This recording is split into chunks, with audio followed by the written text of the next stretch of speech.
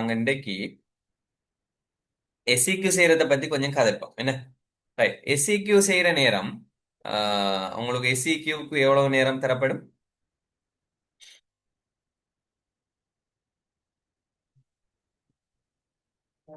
அமைப்பு கட்டுரை வினா எவ்வளவு நேரம் தரப்படும்?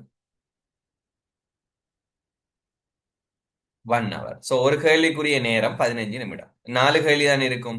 4 கேள்வியும் கட்டாயம். 4 கேள்வியும் கட்டாயம் செய்யணும்ன்றதுனால நீங்க ஓர்டர் மாத்தி செய்யக்கூடாது.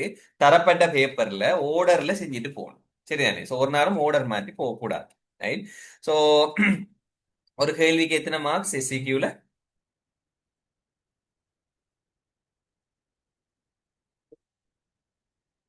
ஒரு கேள்விக்கு 4 கேள்வியில ஒரு கேள்வி.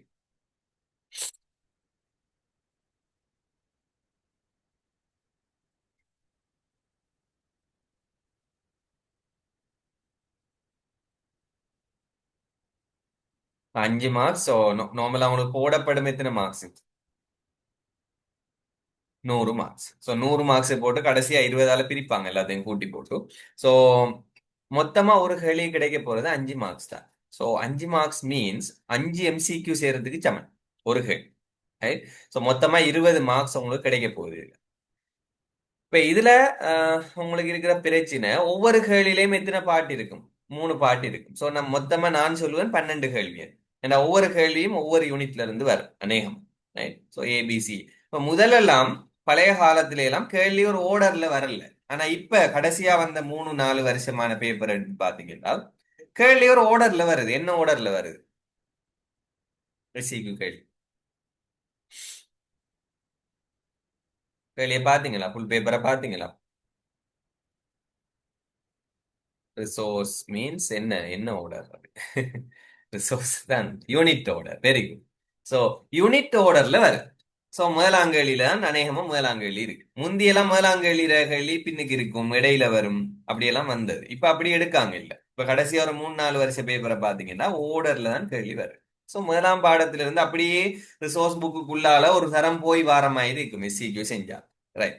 ஸோ இப்ப ரெண்டாவது அது ஒரு விஷயம்.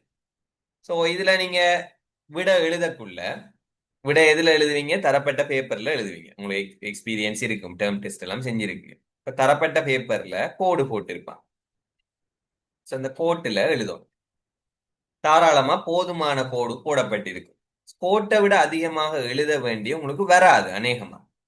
அப்படி வருதாம் என்றால் ஒன்றில் உங்களோட கையெழுத்து பெருசா இருக்கணும், அல்லது நீங்க விடுற இடைவெளி கூடுதலா இருக்கணும், அல்லது தேவையில்லாத ஒன்றை எழுதணும். சரிதானே? ஸோ நார்மலா இந்த கோட்டுக்குள்ள நீங்க எழுதி பழகணும். ரைட். ஸோ ரியல் பேப்பர் எடுக்கிறது உங்களுக்கு கஷ்டம். சரிதானே? மார்க்கிங் ஸ்கீம் எங்கேயாவது கிடைச்சால் நீங்க அந்த அந்த கோட்டுக்குள்ள எழுதி பழக பாருங்க. ஏன்னா இப்ப உங்களுக்கு டேர்ம் டெஸ்ட் எடுக்கிறவங்க அதே அளவு சைஸுக்கு கோடு போடுவாங்களாங்கிறது சந்தேகம்.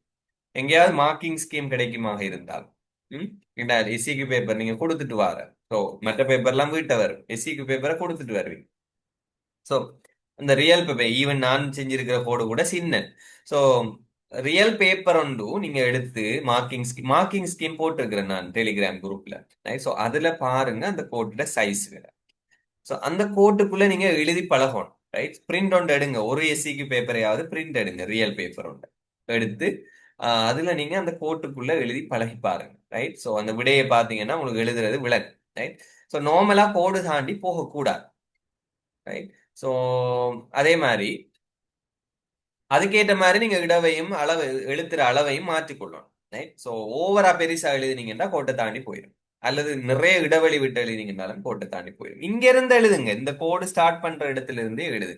ரைட். ஸோ அது ஒரு விஷயம். அடுத்து, ஸோ நீங்க எழுதிட்டு போகக்குள்ள ஏதாவது ஒரு பிழை விட்டா என்ன செய்வீங்க? டிபெக்ஸ் பாவிக்கலாமா?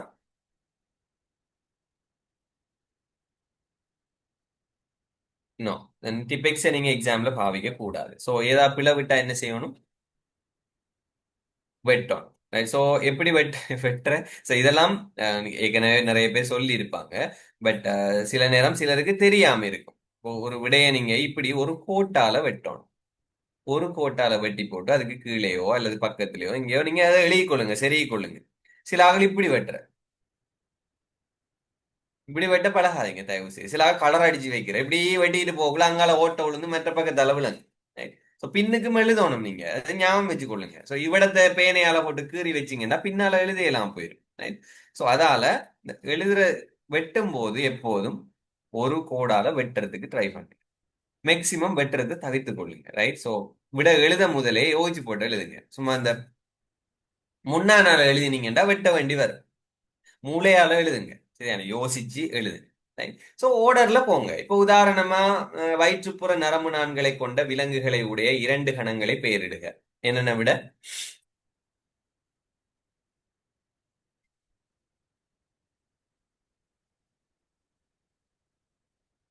வயிற்றுப்புற நரம்பு நான் கொண்ட இரண்டு கணங்களை சொல்லுங்க பாப்போம். அனலிடா. ஓகே. ஆத்திரப்போடா. ரைட். ஸோ உங்களுக்கு அனலிடா ஞாபகம், ஆத்திரப்போடா ஞாபகம் வரல. ஸோ என்ன செய்வீங்க?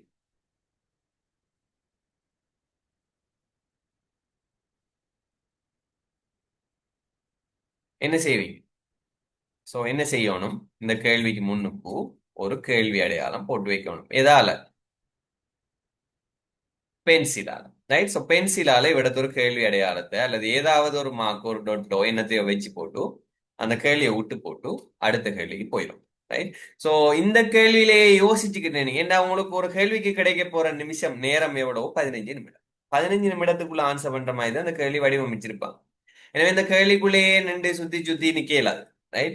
சோ அனலிடா ஆத்திரப்படா வரு இல்லைண்டா வரு இல்லதான். நாக்கிட நுனியில இருக்கு, தலையிட முடியில நிக்கண்டெல்லாம் யோசிக்க இருக்கப்படா. ரைட். அது வருது இல்லையா? ஒன்றை எழுதுங்க, கமாவை போடுங்க, மிச்சத்தை எழுதுற இடத்தை வச்சு போடு, அங்கால போங்க. டைம் முக்கியமே. இப்ப ஆரைக்குரிய நரம்புகளை உடைய விலங்குகளின் பெயரை பெயரிடுக. ரைட். அதுக்கு உடனடியா அதுல எக்கானோட எழுதுறீங்க. இப்படி செஞ்சுட்டு போகல திடீரென்று ஆத்திரப்படாத நினைப்பு வரும். அந்நேரம் இந்த மார்க் உங்களுக்கு கடுமையா ஹெல்ப் பண்ணும். நான் போட்டு வச்சிங்களே ஒரு கேள்விக்குறி, அது கடுமையா ஹெல்ப் பண்ணும். கேள்விக்குறிய போட்டு வைக்கலையாமட்டால் தேடி கண்டுபிடிக்கிறதுக்கு பெரட்டி பெரட்டி நிப்பீங்க. கேள்வி வர மாட்டா. ஐயோ கேள்வி வருது இல்லையே, எங்க இருக்கி கேள்வி என்று தேடி தேடி பிடிச்சிக்கிட்டு நிப்பீங்க. சோ அப்படி இல்லை. ரைட். சோ தேடி பிடிக்க கூடாது. நீங்க என்ன செய்யணும்? இடத்த ஒரு மார்க்க போட்டு வச்சிடணும். ஒரு கேள்வி அடையாளம் போட்டு வச்சிருங்க. ரைட். பென்சிலால. ரைட். அழிக்க டைம் கிடைச்சா அழிங்க, இல்லாடி அப்படியே விட்டு போட்டுவாங்க. ஒரு பிரச்சனையும் இல்லை. ரைட். ஸோ நீங்க உங்களோட பென்சிலால போட்ட கேள்வி அடையாளம் அவ்வளவுதான் நீங்க செஞ்சிருக்கீங்க. அவ்வளவுதான். ரைட். ஸோ அதுக்காக மார்க்ஸ் குறைக்க போறதில்ல. ஸோ செஞ்சுட்டு போகல ஞாபகம் வந்தா எழுதுங்க, அல்லது விட்டுட்டு போங்க. அடுத்த கேள்விக்கு போயிட்டு இருக்கணும். நின்றுகிட்டு விளைய இந்த யோசிச்சுக்கிட்டு எல்லாம் இருக்கிறதுக்கு டைம் இல்லை. ஏன்னா டைம் குறைய எஸ்சிக்கு பொறுத்தவரை. ரைட். ரைட். அடுத்தது இதுல மைனஸ் மார்க்ஸ் இருக்கா? நான் ஏற்கனவே சொல்லியிருக்கேன். ஃபர்ஸ்ட் கிளாஸ்ல இன்ட்ரடக்ஷன் டைம்லயும் இதை பத்தி சொல்லியிருக்கேன். ஸோ இதுல மைனஸ் மார்க்ஸ் இருக்கா இல்லையா? இருக்கு. சோ அது எப்படி இருக்கு என்றால், இப்ப உதாரணமா வயிற்றுப்புற நரம்பு நான்கு நரம்பு தொகுதியின் மூன்று பிரதான தொழில்களை குறிப்பிடுக என்றால் மூன்று பிரதான தொழில்களை தான் குறிப்பிடணும். இப்போ உதாரணமா வாங்கிகளின் மூன்று இயல்புகளை குறிப்பிடுக. சோ வாங்கிகளின் மூன்று இயல்புண்டா நாங்க நிறைய இயல்பு படிச்சோம். ரைட். சோ அதுல நீங்க மூன்று இயல்பை தான் குறிப்பிடணும். நாலாவது இயல்பு குறிப்பிட்டீங்கன்னா என்ன நடக்கும்? அஞ்சு இயல்பு இருக்கு. அஞ்சையும் எழுதிட்டு வந்துட்டீங்க. கீழே எல்லாம் சரி எழுதிட்டு வாரீங்க. உங்களுக்கு எத்தனை மார்க்ஸ் கிடைக்கும்? எத்தனைக்குரிய மார்க்ஸ் கிடைக்கும்? மூணு கட்டிருக்காங்க, அஞ்சுக்குரியது எழுதிருக்கு. எத்தனைக்குரிய மார்க்ஸ் கிடைக்கும்?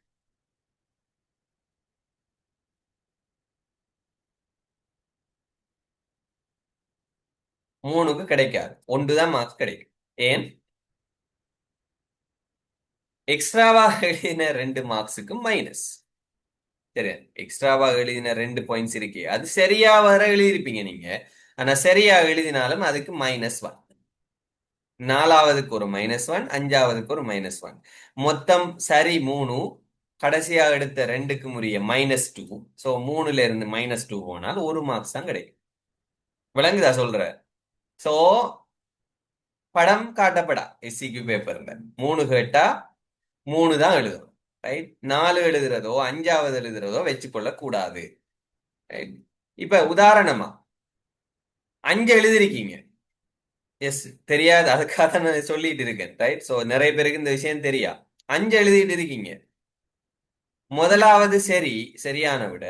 ரெண்டாவது பிழையான விட. மூணாவது சரியான விட. இப்ப எத்தனை மார்க்ஸ் கிடைக்கும்? அஞ்சு விட எழுதிருக்கீங்க. மூன்று மூன்று இயல்பு கட்டத்துக்கு அஞ்சு இயல்பு எழுதிருக்கீங்க. அதுல ரெண்டாவது எழுதின விட பிழையான இயல்பு, இயல்பு விட விட பிழை. மிச்சம் 4ம் சரி. இப்ப உங்களுக்கு எத்தனை மார்க்ஸ் கிடைக்கும்? சைபர் கிடைக்கும். Very good. ஏன்? முதல் 3ம் மட்டும்தான் உங்களோட விடையாக கருதப்படும். முதல் 3 நீங்க எழுதினீங்களே, அந்த முதல் 3 தான் உங்களோட விடையாக கருதப்படும். 4வது சரியா இருக்கோ பிழையா இருக்கோ, 5வது சரியா இருக்கோ பிழையா இருக்கோ, அது மேலதிக புள்ளியாக கருதப்பட்டு அதுக்கு -2 ஆல்ரெடி போட்டுருவாங்க. இந்த முதல் 3ல நீங்க 3ல 1 2 சரியா எழுதிருக்கீங்க, 1 பிழை என்றால் அந்த 1க்கு சைபர். சோ மிச்சம் 2 மார்க்ஸ். 2 மார்க்ஸ் தான் உங்களுக்கு வருது. மிச்சம் கடைசியா 2 எடுத்ததுக்கு மைனஸ். எனவே 2ல 2 போனா சைபர் மார்க்ஸ் கிடைக்கும். ஸோ -1 மார்க்ஸ் மொத்தமா மேக்சிமம் மார்க்ஸ் வந்து சைபர் தான். சைபருக்கு குறைய மைனஸ் போடுறீங்களா, ஆனா சைபர் தான் தரும் மேக்சிமம். சரிதானே? ஸோ இதுல கவனமா இருக்கணும். 3 கேட்டா 3 தான் எழுதுற. பெரிய ஆள் பத்தப்படா. சரிதானே? எனக்கு எல்லாம் தெரியுமென்று காட்ட போட்டா. எல்லாம் தெரியுமென்று எங்க காட்டணும்? எங்க காட்டணும் எல்லாம் தெரியுமே? எங்கடா காட்டுவீங்க? எஸ்ஏல. Very good. ஸோ எஸ்ஏல எல்லாம் தெரியுமென்று காட்டணும். ரைட்? கேட்கப்பட்ட தலைப்பு குறியில இருக்கிற எல்லாம் எனக்கு தெரியும் என்று எஸ்ஏல தான் காட்டணும். இருக்கிற 38 பாயிண்ட்ஸ் இல்ல 50 பாயிண்ட்ஸ் எழுதினாலும் பிரச்சனை இல்லை டைமுக்குள்ள. சரிதானே? எல்லாம் தெரியும் என்று காட்டிட்டு வாங்க. எஸ்சிக்யூல எல்லாம் தெரிஞ்சாலும் நான் கேட்டதை மட்டும்தான் செய்வேன் என்று தெரிஞ்சிருக்கணும். சரிதானே? தேவைக்கு இல்லாத பாயிண்ட்ஸ் எழுதுறது. ரைட்? ஸோ விளக்கம் எழுதுறது. இப்போ உதாரணமா தொடுகை உணர்ச்சி உள்ள 3 வாங்கிகளை பெயரிடுக என்றால் என்ன செய்யணும்? 3 தொடுகைக்கு உணர்ச்சி உள்ள 3 வாங்கிகளோட பேரையும் சொல்லுங்க.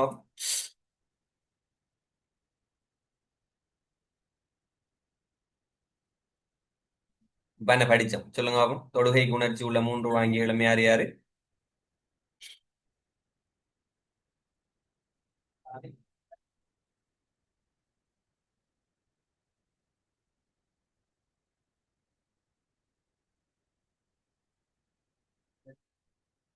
மக்கள் தட்டு. ஓகே.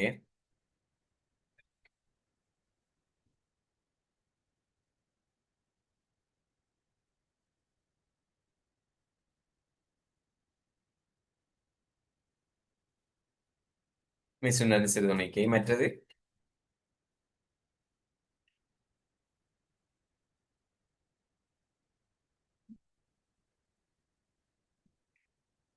சுயாதீன நரம்பு முடிவிடும். சோ இந்த 3ஐயும் எழுதணும். இப்ப அதுக்கு பக்கத்துல எழுதப்படா மெதுவான தொடுகை, மெதுவான அமுக்கம், இது இது என்று மேலதிக விளக்கம் எல்லாம் எழுதப்படா.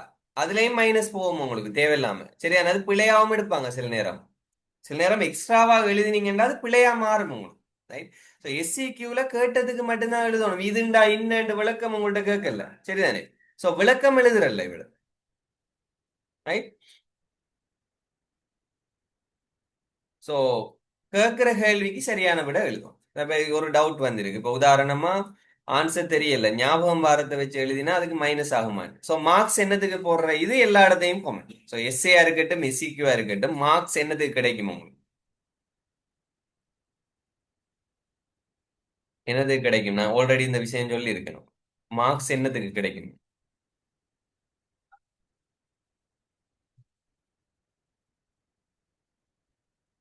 Term words. Very good. So term வேர்ட்ஸுக்கு தான் மார்க்ஸ் கிடைக்கும். உதாரணமா வாங்கி என்றால் என்னன்னு கேட்டால் வாங்கிக்குரிய வரைவிலக்கணத்தை எழுதி எனப்படும் என்ற எழுதினத்துக்கு உங்களுக்கு மார்க்ஸ் கிடைக்க போறதில்ல. அதுல சொல்ற அந்த சொற்களுக்கு மட்டும்தான் உங்களுக்கு மார்க்ஸ் கிடைக்க போகுது. சரியானே?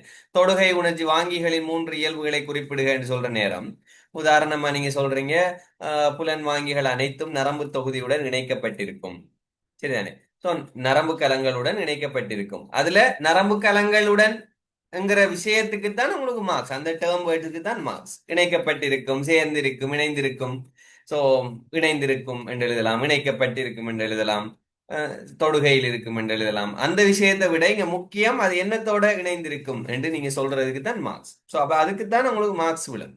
சோ தமிழ் வேர்ட்ஸை விட டேர்ம் வேர்ட்ஸ் மிஸ் பண்ணல. அப்ப தொடுகைக்கு உணர்ச்சி உள்ள 3 வாங்கிகளுக்கு மேற்களின் தட்டுக்கு பதிலா மெதுவான உணர்ச்சி, மெதுவான தொடுகையை உணரும் ஒரு வகையான தட்டு என்று எழுதினீங்கன்னா பிள்ளை அப்படி எழுதலாம். ஞாபகத்துல வருதுன்றதுக்காக மேர்க்கல் என்ற சொல்ல மிஸ் பண்ணலாம். மிஸ் பண்ணினா பிழை. ரைட்? மேர்க்கல்ங்கிற தட்டு விடத்த முக்கியம், சொல் முக்கியம், டேர்ம் வேர்ட்ஸ் முக்கியம். சரியாப்பா? சோ இந்த இடத்துல நீங்க அதை கருத்தில் கொள்ளணும். சோ மைனஸ் மார்க்ஸ் இருக்குது. ரெண்டாவது வரைவிலக்கணம் என்றால் வரைவிலக்கணத்தில் இருக்கிற அவ்வளவையும் எழுதணும். ஒரு பாயிண்ட்ஸை மிஸ் பண்ணினாலும் உங்களுக்கு வரைவிலக்கணத்துக்குரிய ஃபுல் மார்க்ஸ் சில நேரம் கிடைக்காது. சரி, எனக்கு வரைவிலக்கணத்துல 3 விஷயம் சொல்லப்பட்டா 3 விஷயத்தையும் சொல்லணும். அதுல ஒன்றை மிஸ் பண்ணினாலும் மொத்த மார்க்ஸும் உங்களுக்கு கிடைக்காம போகும். ஸோ வரைவிலக்கணங்கள் வரக்குள்ள கேர்ஃபுல்லா இருக்கணும், எல்லாத்தையும் சொல்லணும். 3 கேட்கக்குள்ள 3 எழுதணும், 1 கேட்டா 1 எழுதணும். Right?